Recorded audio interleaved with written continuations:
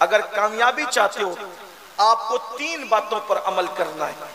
میں جلدی جلدی تینوں باتیں پڑھتا ہوں، نتیجے پہ بات پہنچتی ہے. وقار چاہتا ہے، شان چاہتا ہے، عظمت چاہتا ہے، بزرگی چاہتا ہے، رزق میں برکت چاہتا ہے، شان و شوکت کی زندگی گزارنا چاہتا ہے. لیکن یہ سب کچھ کرنے کے لیے، وہ یہ ساری چیزوں کے حصول کے لیے رات و دن دولت کما رہا ہے، محنت کر رہا ہے. مگر یاد رکھنا اللہ کے بندو، جب تک اللہ کو راضی نہیں کرو گے اس وقت تک نہ برکت مل سکتی ہے، نہ نعمت مل سکتی ہے، نہ عزت مل سکتی ہے، نہ وقار مل سکتا ہے، نہ سکون مل سکتا ہے. جو قوم خدا کو ناراض کر دے وہ کبھی سکون کی نیند نہیں سو سکتی. جو قوم خدا کو ناراض کر دے وہ قوم کبھی عزت نہیں پا سکتی. جس کو آپ اور ہم عزت سمجھتے ہیں وہ قطعاً عزت نہیں ہے، وہ بازاری اشتہار ہے. حقیقت میں عزت وہ ہے جو کبھی نہ ختم ہونے والی عزت ہے، جس کو میرا اللہ قرآن میں یوں بیان فرماتا ہے وَلِلَّهِ الْعِزَّةُ وَلِرَسُولِهِ وَلِلْمُؤْمِنِينَ. عزت تو اللہ کے لیے ہے، عزت تو رسول کے لیے ہے، اور عزت تو رسول کے وفاداروں کے لیے ہے. وہ کیا عزت ہے؟ اللہ اکبر، کہ انسان چند دن دنیا میں شہرت پائے اور اس کے بعد گمنامی میں چلا جائے. عزت تو وہ ہے کہ وصال کرنے کو 9 صدیاں بیت گئی پھر بھی سنی کا بچہ گرتا ہے تو گرتا بعد میں ہے، پہلے یا غوث المدد کی صدا لگاتا ہے. یہ کیسی عزت ہے، یہ کیسی شان ہے. غوث پاک کبھی بھیونڈی آئے نہیں، ممبئی آئے نہیں، ہندوستان آئے نہیں ظاہری طور پر، لیکن اللہ اکبر ہندوستان کے قادریوں ہی نہیں بلکہ تمام اہل ایمان کے دلوں میں غوث پاک کی ایسی جوت کی جھلجھل ہے کہ اللہ اکبر. میرے امام کہتے ہیں نہیں کس شان کی منزل میں تیرا جلوہ نور، نہیں کس گھر کے آئینے میں اجالا تیرا. اور مٹ گئے مٹتے ہیں مٹ جائیں گے آدھا تیرے، نہ مٹا ہے نہ مٹے گا کبھی چرچا تیرا. اور وَرَفَعْنَا لَكَ ذِكْرَكَ کا ہے سایہ تجھ پر، ذکر اونچا ہے تیرا، بول ہے بالا تیرا. اللہ کے بندو یہ عزت ہے، عزت اس کو کہتے ہیں. تو بہت گفتگو کو طول نہ دیتے ہوئے اپنے اصل عنوان کی طرف آنا چاہتا ہوں. میرے آقا صلی اللہ علیہ وآلہ وسلم کے دیوانوں، غفلت سے نکلو، غفلت سے توبہ کرو. اپنے سارے مسائل اس بنیاد پر ہے کہ اللہ ہم سے ناراض ہے، اللہ کا رسول ہم سے ناراض ہے. اور ایک بات یہ بھی یاد رکھیں، جس سے اللہ ناراض ہوتا ہے اس سے رسول اللہ بھی ناراض ہو جاتے ہیں. اللہ اکبر. بہت آج غفلت کا دور ہے، انسان دولت کے نشے میں، مال کے نشے میں، عزت کے نشے میں اللہ کو ناراض ہی کرتا جا رہا ہے. جن بچوں کو ہم نے پیدا کیا، جو ہم سے پیدا ہوئے، جنہوں نے ہم سے جنم لیا، ہمیں ان بچوں کی رضا کا تو خیال ہے، لیکن جس خدا نے ہمیں وجود عطا فرمایا اس اللہ کی خوشی کا ہمیں کوئی خیال نہیں. اگر بچہ کہہ دے ابا آتے آتے کھلونا لے کر کے آنا، اور اگر ہم بھول جاتے ہیں تو ہم اپنے ہی بچے کو سوری کہتے ہیں گھر جا کر کے، بیٹا معاف کرنا، تیرے لیے مٹھائی نہیں لا سکا، تیرے لیے کھلونا نہیں لا سکا. آپ سے پوچھنا چاہتا ہوں، خود کے جنم دیے ہوئے بچوں کی رضا کا خیال کرنے والوں، اپنے اللہ کی تم نے کتنی عزت کی، اپنے مولا کی تم نے کتنی عزت کی. میرا اللہ اپنے بندوں سے کہہ رہا ہے وما قدر اللہ حق قدری، کہ تم نے میری وہ قدر ہی نہیں کی جو قدر کرنے کا حق تھا. ایک رب اپنے بندوں سے کہہ رہا ہے، ایک مالک اپنے غلاموں سے کہہ رہا ہے، ایک خالق اپنی مخلوق سے کہہ رہا ہے تم نے میری وہ قدر نہیں کی. ذرا اس آیہ کریمہ کا تیور تو ملاحظہ کریں. بیوی کو سوری کہنے والوں، بچوں سے معافی طلب کرنے والوں، 5000 کی نوکری دینے والے انسان کی غلامی کرنے والوں، جس خدا نے پیدا کیا، ماں کے پیٹ میں شکل بنائی، جس نے روزی دی، رزق دیا، عزت دی، دودھ پینے کے لیے ماں کی جو ہے وہ سینے کی معرفت عطا کی، یہ سب کچھ دیا، ماں باپ کے سینے میں ہماری محبت دی، اس اللہ سے وفا کیا کی. مگر یاد رکھنا جس دنیا کے فریب پر ہم غفلت کی زندگی گزار رہے ہیں، میری دکان، میرا مکان، میرا کاروبار، میرا دوست، میرا یار، میرے بچے، میری بیوی، یہ سب دھوکہ ہے، دھوکہ. ایک خواب، ایک خواب، دنیا ایک خواب ہے. ایک خواب کے لیے اتنی فریبتا ہو، یہ خواب ہے. سیدنا مولا کائنات سید السادات علی مرتضی کرم اللہ تعالی وجہہ الکریم فرماتے ہیں دنیا خواب ہے، اور ہر خواب انسان سوتی ہوئی آنکھ سے دیکھتا ہے. دنیا ایسا پرفریب خواب ہے کہ اس خواب کو انسان جاگتی آنکھ سے دیکھ رہا ہے. ہر خواب سے انسان اس وقت بیدار ہوتا ہے جب اس کی آنکھ کھلتی ہے، اور یہ دنیا کا خواب ہے، دنیا کا خواب اتنا پرفریب ہے کہ جب موت کی وجہ سے اے انسان تیری آنکھ بند ہوگی، اس وقت تیری آنکھ کھلے گی کہ میں کتنے بڑے دھوکے میں تھا، مکان گیا، دکان گئی، بچے جدا ہوئے، بیوی جدا ہوئی، سب چلے گئے۔ اللہ کے بندو، آج اصلاح معاشرہ کی محفل میں آئے ہو، کامیابی کا اصول میرا اللہ قرآن میں بیان کرتا ہے، اگر کامیابی چاہتے ہو آپ کو 3 باتوں پر عمل کرنا ہے۔ میں جلدی جلدی تینوں باتیں پڑھتا ہوں، نتیجے پہ بات پہنچتی ہے۔ اللہ پاک ارشاد فرماتا ہے کامیاب، اور ایک بات یاد رکھنا، اللہ نے کہہ دیا کامیابی ہونی ہے، اگر شک کرو گے مسلمان نہیں رہ جاؤ گے۔ کامیابی کے 3 اصول اللہ فرما رہے ہیں، قد افلح من تزکا، وہ مراد کو پہنچے۔ اللہ نے کہہ دیا مراد کو پہنچے تو مراد کو پہنچے۔ اب کامیابی سے کوئی روک نہیں سکتا اگر پوری دیانتداری کے ساتھ 3 چیزوں پہ عمل کر لو۔ نمبر 1، مراد کو کون پہنچا؟ من تزکا، جس نے اپنے دل کو گناہوں سے پاک کر لیا، گناہ کی محبت سے پاک کر لیا۔ پہلی منزل کامیاب لوگوں کی، دل کو گناہوں کی محبت سے پاک کرنا، دل کو گناہوں سے محفوظ کرنا، یعنی جب گناہ دیکھو تو دل میں کرنے کا جذبہ پیدا نہ ہو، بلکہ گناہ کو دیکھ کر ہی انسان کے دل میں نفرت پیدا ہو، گناہ سے گھن پیدا ہو۔ دل کو گناہ کی محبت سے پاک کرنا، یہ پہلی منزل ہے۔ اب تھوڑا ٹٹولے اپنی آپ میں، کیا ہم وہ لوگ ہیں؟ ہمیں تو ہر گناہ سے محبت ہے، ہمیں تو ہر گناہ سے پیار ہے۔ دیکھ لیجئے، فلموں سے لے کر کے گانے سننے تک، گانے سننے سے لے کر کے سود کے دھندے تک، سود کے دھندوں سے لے کر کے شراب اور نشے تک، شراب اور نشے سے لے کر غیبت، چغلی، حرام غذا، یہ ساری چیزوں سے انسان اس قدر اس میں ملوث ہوا کہ اب تو انسان گناہ کو گناہ سمجھتا ہی نہیں۔ پہلی منزل کامیاب لوگوں کی وہ ہے جو گناہ کی محبت سے اپنے دل کو پاک کرتے ہیں۔ ایک بات یہ بھی کہہ دوں، جب تک گناہ کی محبت دل میں ہوگی اس وقت تک ہم سچے عاشق رسول نہیں بن سکتے۔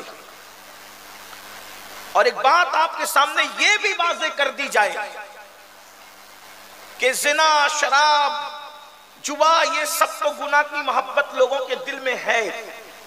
جو طبقہ دیندار کہلاتا ہے وہ یہ سارے گناہ نہیں کرتا، لیکن یہ اس سے بڑے جرم میں مبتلا ہیں، جیسے غیبت، حسد، بغض، کینہ، یہ دلوں میں ہے۔ اب بتائیں، کرسی پر اگر پیشاب پڑا ہو تو کیا میں اس پہ بیٹھوں گا؟ آپ بیٹھیں گے؟ کوئی بیٹھے گا؟ جب ایک کرسی پیشاب سے بھری ہو تو اس میں میں اور آپ نہیں بیٹھتے، تو جو دل کینے سے بھرا ہو، حسد سے بھرا ہو، بغض سے بھرا ہو، بتائیں اس میں حضور کا عشق کیسے آ سکتا ہے؟ تو کہیں عشق کے نام پر ہم منافقت تو نہیں کر رہے؟ میرے جملے تلخ لگے تو معاف کرنا، جہاں حسد ہوگا وہاں عشق مصطفیٰ کیسے ہوگا؟ جہاں کسی مومن کے لیے دل میں کینہ ہوگا وہاں عشق مصطفیٰ دل میں کیسے ہوگا؟ مجھے حیرت ہے، عاشق رسول بغض اور کینے والا کیسے ہو سکتا ہے؟ ارے عاشقوں کا تو حال یہ ہے کہ عاشقوں کی توجہ تو شیطان کی طرف بھی نہیں جاتی، وہ شیطان کی طرف بھی کبھی متوجہ نہیں ہوتے۔ ایک مرتبہ رابعہ ادویہ سے کسی نے کہا، رابعہ اللہ کی اتنی عبادت کرتی ہے، تجھے شیطان کتنا ستاتا ہوگا؟ تو جواب دیتی ہے، کبھی خیال بھی اس کا نہیں آتا۔ کیوں؟ اس لیے کہ یار کی یاری سے فرصت نہیں ملتی، دشمن کے لیے وقت لائے کہاں سے؟ عاشق رسول کہلاتے ہو پھر غیبت کی گٹھلیاں لے کر بیٹھتے ہو، عاشق رسول کہلاتے ہو سگے بھائی سے حسد کرتے ہو، پڑوسیوں سے دل میں بغض اور کینہ رکھتے ہو، کامیاب نہیں ہو سکتے۔ عشق مصطفیٰ کا دل دادا کہلانا یا عاشق کہلانا آسان ہے، اور عاشق بن جانا مشکل ہے. بہت عاشق رسول کہلا چکے، اب ذرا عاشق رسول بننے کی کوشش کرو.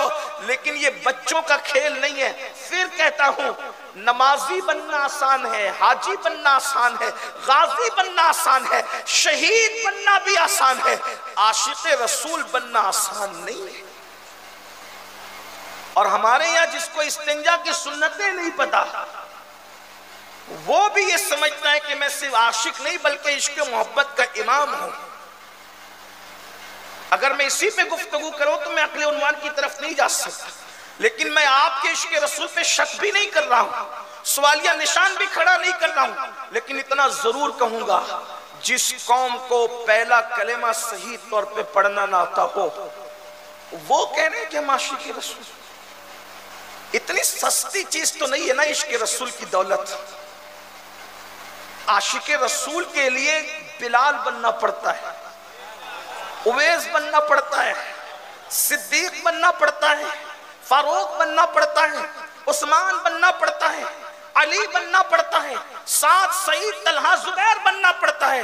عشق کو سمجھ. اور جس دن تم عاشق بنو، جملے پر توجہ کرنا اور اس کو دل پہ لکھنا، جس دن تم عاشق بنو، کوئی ڈگری تمہارے پاس نہ ہو، اگر تم سچی عاشق بن گئے تو دنیا کے سارے آقا آپ کی غلامی کرنے پر مجبور ہو جائیں گے. مسلم امہ کو عشق رسول کی ضرورت ہے. وہ عشق نہیں جو میڈ ان انڈیا ہے، وہ عشق رسول جس کی کڑیاں صفا کے چبوترے سے ملتی ہے. اور وہ آسان نہیں ہے. اس کے لیے مکے کے بازاروں میں گلے میں رسی ڈال کر کے کھینچا جاتا ہے، اس کے لیے تپتے ہوئے انگاروں پہ لٹایا جاتا ہے، اس کے لیے بوریوں میں باندھ کر کے مارا جاتا ہے، اس کے لیے وطن سے چھڑایا جاتا ہے. کسی کے کپڑے چھینے جاتے ہیں، کسی کو کپڑے سے ننگا کیا جاتا ہے، کسی کے مال لیا جاتا ہے، کسی کو ماں چھوڑ دیتی ہے، کسی کو باپ چھوڑ دیتا ہے، کسی کو کوئی چھوڑ دیتا ہے، کسی کو کوئی چھوڑ دیتا ہے. بعض وہ جو تنہا رہ جاتے ہیں، بعض وہ جو سولی پہ لٹکائے جاتے ہیں، بعض وہ جن کے ٹکڑے ٹکڑے کیے جاتے ہیں، بعض وہ جنہیں خنجر چبوئے جاتے ہیں. لیکن اس مقام پر پہنچنے کے بعد بھی وہ مسکرا کر یہ نہیں کہتے میں نے بہت بڑا تیر مار لیا، بلکہ وہ حیرت و استجاب میں ڈوب کر کہتے ہیں اب بھی یار راضی ہے یا نہیں. حق تو ہے کہ حق تو یہ ہے کہ حق ادا نہ ہوا. یہ کیفیت ہے عاشقوں کی. ہم نے بہت سستا سمجھ رکھا ہے. جلسے چند اور جلوس اور نان کھٹائیاں، اسی میں ہم نے عشق رسول کو سمیٹ دیا. میں آپ سے صرف اتنا عرض کرنا چاہتا ہوں، جس دن دل میں عشق مصطفیٰ پیدا ہوگا، میں نے کہیں کہا تھا، آپ کے یہاں کہا یا نہیں کہا، لیکن ایک بات کہہ کر گزرتا ہوں. حالانکہ میرا عنوان آج یہ ہے نہیں، مگر یہ تو میری زندگی کا عنوان ہے عشق مصطفیٰ. بات نکل آئی تو میں کہہ رہا ہوں، لیکن میرا عنوان دوسرا ہے، ہم اس طرف چلیں گے. لیکن میری قوم کے جوانوں یاد رکھنا، جس دن دل میں عشق مصطفیٰ پیدا ہو گیا سچا، اس آپ سے بڑا طاقتور کوئی نہیں ہوگا، آپ سے بڑا قوت والا کوئی نہیں ہوگا، آپ سے بڑا عزت والا کوئی نہیں ہوگا. اور دوسری بڑی بات، آپ ہمیشہ اکیلے رہنے کی کوشش کرو گے. جس دن آپ کو عشق رسول مل گیا، اس دن آپ بھیڑ میں نہیں جانا چاہو گے، آپ اکیلے رہنا پسند کرو گے. کیوں؟ کیونکہ جب عاشق اکیلا رہتا ہے تو اس کو یہ محسوس ہوتا ہے کہ محبوب میرے ساتھ ہے، اور وہ تنہائی میں پھر یار سے باتیں کرتا ہے. پھر اس کی کیفیت یہ ہوتی ہے، وہ روتا ہے تو ایسا لگتا ہے جیسے اپنی آستین سے کہ اس کے آنسوؤں کو خشک کر رہا ہے. جب لوگ اس کو تانا دے کہ اس کے سینے کو چھلنی کرتے ہیں تو ایسا لگتا ہے کہ جیسے یار اپنا ہاتھ اس کے سینے پہ رکھ کر اس کو تسلی دے رہا ہے. اور اس کی کیفیت یہ ہو جاتی ہے پھر کہ دل میں ہو یاد تیری، گوشے تنہائی ہو، پھر تو خلوت میں عجب انجمن آرائی ہو، آستانے پہ تیرے سر ہو، اجل آئی ہو، اور اے جانے جہاں تو بھی تماشائی ہو. اس کی یہ کیفیت ہوتی ہے عشق والوں کی. آپ مجھے بتائیں، میں اس لیے یہ بات کہہ رہا ہوں کہ عشق ہو تو آدمی اپنے بیٹوں سے کنارہ کر لے، اپنی بیوی سے کنارہ کر لے، اپنے بھائیوں سے کنارہ کر لے، اپنے مریدوں سے کنارہ کر لے، اپنے شاگردوں سے کنارہ کر لے، یہ عشق کی میں آخری منزل بتا رہا ہوں کہ سب سے کنارہ کر لے، لیکن عشق کی پہلی منزل یہ کرنا ہے۔ اگر میں سمجھانے میں کامیاب ہوا تو میرا آنا بھی قبول ہے، گویا کہ عشق کی آخری منزل یہ ہے کہ انسان سب سے کنارہ کر لیتا ہے، لیکن پہلی منزل یہ ہے کہ عشق والا گناہوں سے کنارہ کر لیتا ہے، وہ گناہ چھوڑ دیتا ہے۔ آپ دیکھیں تو صحیح، عشق والوں نے سب سے کنارہ کیا۔ حضور مفتی اعظم رحمت اللہ علیہ کی دعا کا حصہ تھا، کہتے ہیں مجھے اپنی رحمت سے تو اپنا کر لے، مجھے اپنی رحمت سے تو اپنا کر لے، تو پھر نتیجہ کیا نکلے گا؟ سوا تیرے سب سے کنارہ کروں گا۔ یہ منزل عشق ہے، یہ مقام عشق ہے۔ اب آپ مجھے بتائیں، وہاں تو سب سے کنارے کی بات کی جا رہی ہے، یہاں تو ہم گناہوں سے بھی کنارہ کش نہ ہو سکے، بلکہ اگر آپ پرسنٹیج نکالنے کی کوشش کریں تو اس وقت تو دوسری قوموں سے مسلم امہ گناہوں میں آگے ہیں۔ گندی فلموں کے دیکھنے کے معاملے میں سروے کیا گیا تو پھر اس ملک کا نام پہلے نمبر پر آیا جو 75 سال پہلے اسلام کے نام پر بنا تھا۔ آپ مجھے بتائیں کتنے شرم کی بات ہے، آپ مجھے بتائیں تو صحیح، جسے عشق ہوتا ہے وہ پھول دیکھنے سے بھی غیرت کرتا ہے۔ یہ بہت گہرائی کی باتیں نکل آ رہی ہیں، لیکن یہ بات مجمع میں کرنے کی نہیں۔ عشق جس سے ہوتا ہے وہ پھول بھی نہیں دیکھتا۔ امام اہل سنت سیدی اعلیٰ حضرت کے دور میں بریلی میں ایک باغ تھا، دور دور سے لوگ اس کی سیر کے لیے آتے تھے۔ مولانا عبدالسلام عید الاسلام جبل پوری کے یہاں سے جب واپس لوٹے جبل پور سے، امام اہل سنت گھر کی طرف گئے تو اپنے خط میں لکھا کہ میں خیریت سے پہنچ گیا، اور ساتھ میں یہ بھی نقل کیا کہ جب تانگے پر بیٹھ کر اسٹیشن سے گھر جا رہا تھا تو پہلی مرتبہ اس باغ پر نظر پڑ گئی، ڈالی نہیں پڑ گئی۔ کیوں؟ اس لیے کہ جو گلے وحدت میں ڈوبا ہوا ہے اسے گلستان کے گلوں کو دیکھنے کے لیے فرصت کہاں سے؟ بتاؤ، عشق اتنا باغیرت ہوتا ہے، نظر پڑ گئی، نظر ڈالی نہیں پڑ گئی۔ کیوں؟ اس لیے کہ تیرے قدموں میں جو ہے غیر کا منہ کیا دیکھے، کون نظروں پہ چڑھے دیکھ کے تلوا تیرا، وہاں پھولوں کو دیکھنے کی فرصت نہیں ہے، آپ کو زنا کی فلم دیکھنے کی فرصت کہاں سے ہے؟ مولا کائنات نے فرمایا خود کا سطر میں نے کبھی قصدن جان بوجھ کے نہیں دیکھا۔ لوگوں نے کہا ضرورت بھی ہے، جائز بھی ہے، فرمایا اس لیے نہیں دیکھتا کہ جن آنکھوں سے رسول اللہ کا چہرہ دیکھتا ہوں آنکھوں سے اپنے سطر کو کیسے دیکھتا۔ یہ منزل عشق ہے، اور ہم حضور کو قبر میں دیکھنا چاہتے ہیں، کیا نہیں دیکھتے؟ بلکہ بڑی معذرت کے ساتھ بھیونڈی کا ایسا ماحول نہیں ہے، لیکن چونکہ آواز پوری دنیا میں جاتی ہے انٹرنیٹ کے ذریعے سے، جہاں ضرورت ہے وہاں پہنچ جائے۔ دوسروں کو دیکھنا تو دور کی بات ہے، اب یہ کان ایسی منحوس باتیں بھی سن کر تڑپ رہے ہیں کہ دیور کی نظر سے بھابی محفوظ نہیں ہے۔ یہ صورتحال ہے، مسلم معاشرے کی صورتحال ہے کہ دیور کی نگاہ سے بھابی محفوظ نہیں، بہنوئی کی نظر سے سالی محفوظ نہیں، بلکہ بعض مقامات تو وہ آئے ہیں، اللہ اکبر، العیاذ باللہ، العیاذ باللہ، کہ یہ بھی سنا گیا کہ بہن بھی محفوظ نہیں۔ یہ صورتحال ہے کس قوم کی؟ کس قوم کی؟ اللہ کے بندو، عشق بہت باقی۔ تو عرض یہ کر رہا تھا کہ قرآن کامیابی کا پہلا اصول بیان کرتا ہے، قد افلح من تزکا، اپنے دل کو پاک کرو، دل پاک۔ اچھا، اب یہ منزل تو آپ تو سوچتی ہوں گے کہ آپ تو آ کے رونا ہی روتے ہیں، کوئی حل بھی تو ہونا چاہیے۔ اب یہ دل پاک کیسے ہو؟ دل پاک کرنے کا بھی تو کوئی طریقہ ہوگا۔ ہاں ہے، نمبر 1، کثرت سے درود شریف پڑھو، دل پاک ہوگا۔ لا الہ الا اللہ کلمہ شریف پڑھو، دل پاک ہوگا۔ قرآن کی تلاوت کثرت سے کرو، دل پاک ہوگا۔ اور سب سے آسان طریقہ، کسی پاک دل والے کی صحبت میں جا کر کے بیٹھا کرو، دل پاک ہوگا۔ اب یہ بڑا مسئلہ ہے، یہاں تو آپ پریشان ہو جائیں گے کہ بھئی کس کا دل پاک ہے، ہمیں کیسے پتا چلے؟ تو پھر اس پر میں آپ کو کوئی خطرے میں نہیں ڈالتا، پھر یہ کہتا ہوں زمین کے اوپر جتنے پیار سب سے کرو، احترام سب کا کرو، عزت سب کی کرو، ہاتھ سب کے چومو، لیکن جا کے وہاں بیٹھو جو زمین کے اندر جا چکے ہیں، اس لیے کہ ان کا دل صاف ہونا یہ یقینی بات ہے.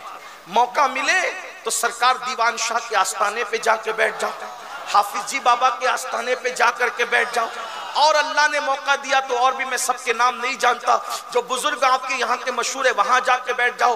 پھر موقع ملے تو پھر ہندوستان کے بادشاہ سلطان الہند سرکار غریب نواز کی بارگاہ میں جا کر کے بیٹھ جاؤ. اللہ کی قسم کوئی مانے نہ مانے, ایک نظر کا سوال ہے, ایک نظر اٹھے گی میرے خواجہ کی اور دل کی تاریکی سب دور ہو جائے گی. لیکن آپ وہاں جاتے ہو تو کارخانہ مانگتے, وہاں جاتے ہو تو سائزنگ مانگتے, وہاں جاتے ہو تو تانے بانے کو وہاں نہیں بھولتے, وہاں جاتے ہو تو کپڑے کی دکان, کرانہ دکان, یہ مکان وہ مکان, بیٹا مانگا بیٹا ہوا تو پوتا مانگا, پوتا ہوا تو نواسا مانگا, نواسا ہوا تو پھر اس کا رشتہ مانگا. اسی کے اندر سب گھومتے رہتے ہو. ارے نادان جیسا سخی ہے ویسی عطا مانگ. یہ ساری چیزیں تو بھی کر سکتا ہے. اپنے دل کو تبدیل کرنے کی کوشش کر, اپنے دل کو بدلنے کی کوشش کر. اللہ کی عزت کی قسم جس دن تیرا دل صاف ہو جائے گا, تجھے کسی کی دعا کی ضرورت نہ رہے گی. تو جس کے سر پہ ہاتھ رکھ دے گا اس کی قسمت بدل جائے, اس کی قسمت تبدیل ہو جائے گی. دل صاف کرو, دل پاک کرو. بلکہ عطائے رسول ہند الولی سرکار غریب نواز کی کرامتوں میں سے کرامت یہ ہے کہ آپ ہمیشہ آنکھ بند کر کے بیٹھتے تھے. غریب نواز آنکھ کھول کے نہیں بیٹھ, آنکھ بند کر کے بیٹھتے, اور جس دن آنکھ کھول کے کسی کو نظر بھر کے دیکھ لیتے, صرف دیکھ لیتے, اس کو مقام ولایت عطا فرما دیتے. اب میں یہاں حیران ہوں, یا اللہ, جب رسول اللہ کے بیٹے کی نظر میں یہ کمال ہے کہ جس کو نظر بھر کے دیکھ لے اس کو ولایت کا مقام عطا کر دے, جب نواسے کی کیفیت کا یہ عالم ہے تو نانا محمد الرسول اللہ کی شان کا عالم کیا ہے؟ پھر ان کی نگاہ کی تاثیر کیا ہوگی؟ میرے امام کہتے اٹھ گئی جس طرف دم میں دم آ گیا, اس نگاہ عنایت پہ لاکھوں سلام. نعرہ تکبیر. پہلے اپنے دل کو صاف کرو, پاک کرو. اور دل صاف کرنے کا آسان طریقہ یہ بتا دیا نا کہ اللہ والوں کے یہاں جا کے بیٹھو, دعا کرو کہ اللہ ہمارے دل کو صاف کر. نمبر 2, اللہ کا ذکر. وَذَكَرَ اسْمَ رَبِّهِ فَصَلَّى, ذکر اللہ کرو, خدا کا ذکر کرو. ممرہ میں نے اس پہ بہت تفصیلی گفتگو کی, یہاں نہیں کرتا, لیکن یہ کہ اللہ کا ذکر کرنے کی عادت ڈالو. کثرت سے اللہ کا ذکر کرو, اللہ پاک کا ذکر کرو. اللہ کا وعدہ ہے فَاذْكُرُونِي أَذْكُرْكُمْ, تم مجھے یاد کرو میں تمہارے ڈنکے بجا دوں گا. عزت سب چاہتے ہیں لیکن کوئی اللہ کا ذکر کرنا نہیں چاہتا.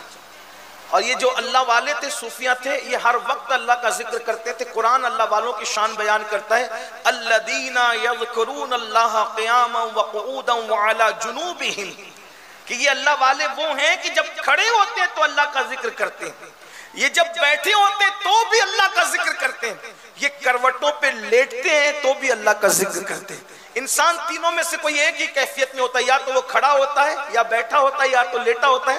اللہ فرماتا ہے وہ تینوں کیفیتوں میں اللہ کا ذکر کرتے ہیں. یاد رکھیں اللہ کا ذکر مثال کے طور پہ اللہ اللہ ہی کہہ دے, سبحان اللہ ہی کہہ دے, الحمدللہ ہی کہہ دے, اللہ اکبر ہی کہہ دے, لا الہ الا اللہ ہی کہہ دے, اللہ ہی کہہ دے. یہ سب ذکر ہے, زبان سے کرتے رہیے. اللہ پاک فرماتا ہے میں تمہارے ڈنکے بجاؤں گا, تمہارے چرچے کروں گا. کبھی آپ نے سوچا, کبھی غور کیا, غریب نواز کے لیے, غوث پاک کے لیے, صابر پاک کے لیے, محبوب الہی کے لیے, قطب الدین بختیار کاکی کے لیے پوری تحریکیں بنی ان کو ختم کرنے کے لیے, ان کا ذکر ختم کرنے کے لیے, ان کے نام کے نعروں کے لیے 100 سال تک کے تنظیموں نے محنت کی. ان کو پرموٹ کرنے کے لیے محنت کسی نے نہیں کی. توجہ کرنا, گھر جا کر کے اس فلسفے کو سوچنا, ان ولیوں کو پرموٹ کرنے کے لیے کسی نے محنت نہیں کی, لیکن ان کو ختم کرنے کے لیے تحریکیں چلی. مفتی لوگ کھڑے ہوئے, یا غوث کہنا شرک ہے, یا خواجہ کا نعرہ لگانا شرک ہے, ان کے نام کی نیاز کرنا شرک ہے. مفتی فتویٰ دیتے دیتے مر گیا, اس کی ہڈیاں پگھل گئی, لیکن غریب نواز کے ماننے والے کم نہیں ہوتے, بڑھتے ہی جا رہے ہیں. پہلے عرس میں دیکھو کتنی تعداد ہوتی تھی, ابھی کتنی تعداد ہوتی ہے, آپ غور فرمائیں. اور اب سے پہلے جو ہمارے باپ دادا لوگ جاتے تھے کتنے لوگ جاتے تھے, ابھی کتنے جاتے ہیں. یعنی بڑھ رہا ہے معاملہ, کم نہیں ہو رہا ہے. کیوں؟ اللہ کا وعدہ ہے فَاذْكُرُونِي أَذْكُرْكُمْ, میرا ذکر کرو میں تمہارے چرچے کروں گا. ان لوگوں نے کیسے ذکر کیے؟ دریا کے کنارے بیٹھ کے اللہ کو یاد کیا, سمندروں میں اللہ کو یاد کیا, جنگلوں میں اللہ کو یاد کیا, پہاڑوں میں اللہ کو یاد کیا. لوگ گاروں میں گناہ کرنے جاتے, توجہ تو کریں, ان میں ہم میں فرق کیا ہے. لوگ گاروں میں گناہ کرنے